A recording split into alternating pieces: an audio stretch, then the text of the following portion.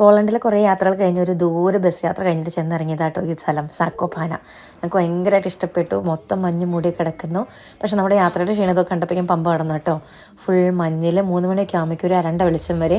അപ്പോൾ ഈ മാലബൾബുകളും ക്രിസ്മസ് മാർക്കറ്റുകളും നമ്മുടെ മുള്ളുവൈൻ്റെ മണവും ഒക്കെ ആയിട്ട് നല്ലൊരു ഫീലാട്ടോ. കുഞ്ഞുകുട്ടികളൊക്കെ ആണെങ്കിൽ സ്ലെയിലൊക്കെ കൊണ്ടു കിടക്കുന്നു. പിന്നെ മൊത്തം കുതിരവണ്ടികൾ. അപ്പോൾ നമുക്ക് അതിനകത്തൊക്കെ കയറി നഗരം മൊത്തം കാണാം.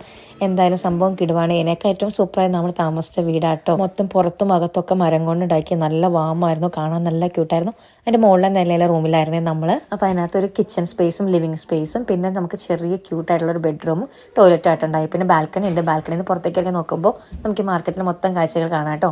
അതുപോലെ ബെഡ്റൂമിലെ വിൻഡോ തുറന്നു കഴിയുമ്പോൾ കുറേ സ്നോ മൗണ്ടൻസും കാണാം. ഇതാണ് നമ്മുടെ കിച്ചണും ലിവിങ് സ്പേസും സെറ്റ് ചെയ്ത്. ഇവിടെ നമുക്ക് ഇങ്ങോട്ടൊരു ബാൽക്കണി ഉണ്ട് കേട്ടോ. നമുക്ക് നല്ല ഇതിപ്പോൾ രാവിലെ ഒരു 5:30-6 മണി ആയിട്ടുള്ളൂ കേട്ടോ.